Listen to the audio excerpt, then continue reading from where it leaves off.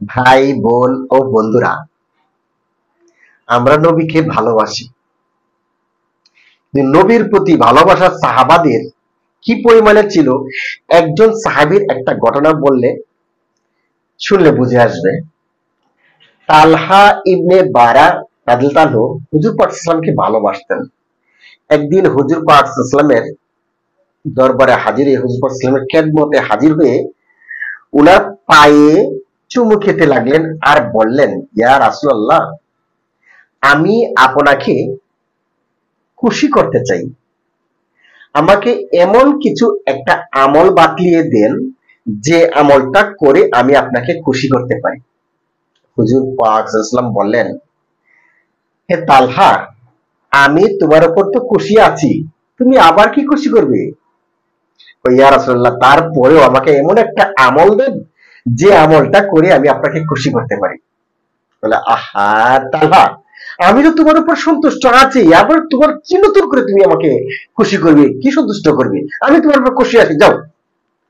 না ইয়া রাসূলুল্লাহ, নাসর বান্দা ছাড়তেছে না। ও ইয়া রাসূলুল্লাহ, আমি আপনাকে খুশি করতে চাই, আমাকে এমন কিছু এমন একটা আমল বাতলিয়ে দেন যে আমলটা করে আমি আপনাকে সন্তুষ্ট করতে পারি।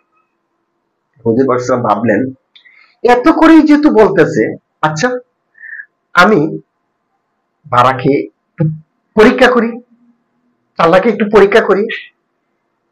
যাও, এই মুহূর্তে আমার জন্য তোমার মায়ের মাথাটা কেটে নিয়ে আসো, তোমার মায়ের মাথাটা আমার দরকার, নিয়ে আসো।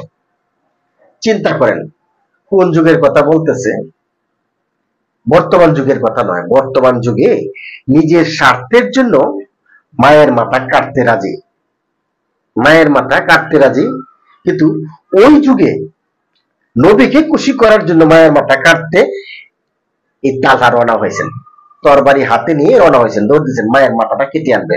অথচ যে যুগে মা এবং বাবার জন্য নিজের জীবন দিতে রাজি, ওই যুগে নিজের মায়ের মাথা কেটে আনতে রাজি হয়েছেন। কেমন ভালোবাসা! তরবারি নিয়ে তাল্লা দৌড়াচ্ছে, যাচ্ছে। এর মধ্যে কিছুক্ষণের মধ্যেই আবার আল্লাহ রাসূল বলতেছে, আরেক সাহাবীকে বলছে, আরে কি করছো, দৌড়াও দৌড়াও, তাল্লাকে আগে ফিরিয়ে নিয়ে আসো, তাল্লাকে আগে ফিরিয়ে নিয়ে আসো। তাল্লা তো সত্যি সত্যি গিয়ে মায়ের মাথা কেটে নিয়ে আসবে। তো সাহাবী দৌড় দিলেন, গিয়ে তালহাকে ফিরিয়ে নিয়ে আসলেন। আসার পরে আবার বলতেছে তালহা, ইয়া রাসূলুল্লাহ, আমি যেতে চাইলাম, আমাকে বাধা দিলেন কেন? শোনো, আল্লাহ আমাকে দুনিয়াতে পাঠিয়েছে মানুষের সঙ্গে জোড়ানোর জন্য, মানুষের সাথে মানুষের সম্পর্ক জোড়ানোর জন্য, সম্পর্ক বিচ্ছিন্ন করার জন্য নয়। তুমি যেহেতু আমাকে এত বারবার পীড়াপিড়ি করছো, আমি তোমাকে পরীক্ষা করার জন্য বলেছিলাম, তুমি তোমার মায়ের মাথাটা কেটে নিয়ে আসো, আমি তাহলে খুশি হব। তুমি এই পরীক্ষায় ফার্স্ট।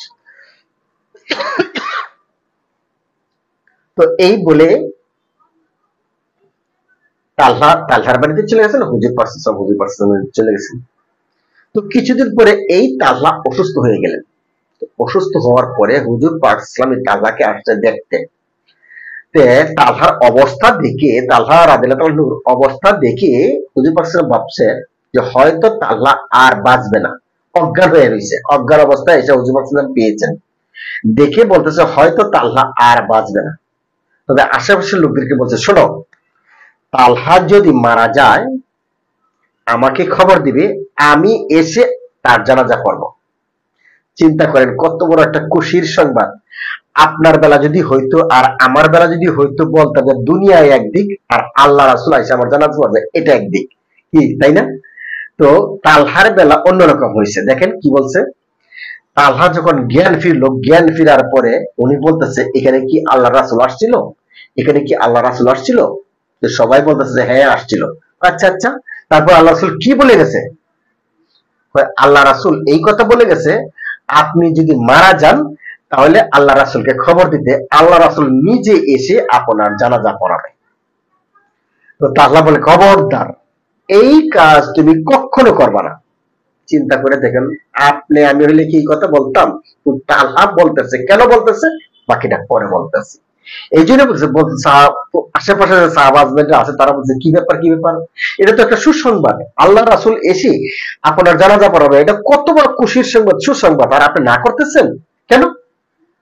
হয় দেখো, আমি আল্লাহ রাসূলকে ভালোবাসি, সেটা জীবিত থাকা অবস্থায় ভালোবাসি, মৃত্যুর পরে বলেও, মৃত্যুর পরেও মানে এই ভালোবাসাটা জারি রাখতে চাই। তার মানে কি বুঝলাম না। কয় দেখো, আসা যাওয়া হুজুর পাক সাল্লাল্লাহু আলাইহি ওয়াসাল্লাম যেদিক দিয়ে আসবে, আসা যাওয়ার পথে আশেপাশে ইহুদিদের বসতি আছে।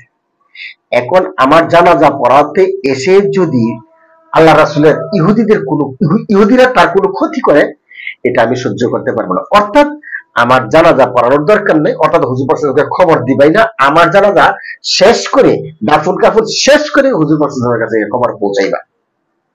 তো ঠিকই একদিন তাহা মারা গেলেন, রাত্রের ভিতরে জানাজা কমপ্লিট করে দাফন কাফন শেষ করে এই কিছু লোক হুজুর পাক সাল্লাল্লাহু আলাইহি ওয়াসাল্লামের সাথে যায় ফজর নামাজ পড়ছে।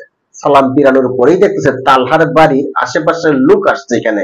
তখন হুজুর পাক সাল্লাল্লাহু আলাইহি ওয়াসাল্লাম বলতেছে কি ব্যাপার, বলতেছে ইয়া রাসূলুল্লাহ, তালহা তো মারা গেছেন। তো তারপর কই আমরা জানাজা দাফন টাফন করে চলে আসছি আপনার কাছে খবর পৌঁছানোর জন্য। কই কেন? আমি না বলে এসেছিলাম তালহা যখন মারা যাবে আমাকে খবর দিবে, আমি এসে তার জানাজা পড়াবো। তো বলে যে তালহা নিষেধ করে গেছে। কয় কেন কেন? কয় হুজুর এই জন্য নিষেধ করেছে, আপনি যে পথ দিয়ে যাবেন এই পথের আশেপাশে ইহুদিরা বসত করে, তো হতে পারে যদি আপনি তার জানাজা পড়াতে যাওয়ার অবস্থায় যদি ইহুদিরা আপনার কোনো ক্ষতি করে, এটা তো আল্লাহ সহ্য করতে পারবেন, এই জন্য নিষেধ করছে। আচ্ছা চলো চলো চলো, তালহাকে কোথায় দাফন করা হয়েছে ওখানে চলো। তালহার কবরস্থানে চলে গেছে আল্লাহ রাসূল সাহাবাদেরকে নিয়ে। গিয়ে দেখতেছে নতুন কবর, ওখানে কবরের পাশে দাঁড়ায়া দুই হাত তুলে আল্লাহর কাছে দোয়া করতে যায়, আল্লাহ আমার তালহাকে যখন আপনার সামনে পেশ করা হবে তখন তালহাকে দেখে আপনি হাসবেন, আর আমার তালহাও যেন আপনাকে দেখে হাসে।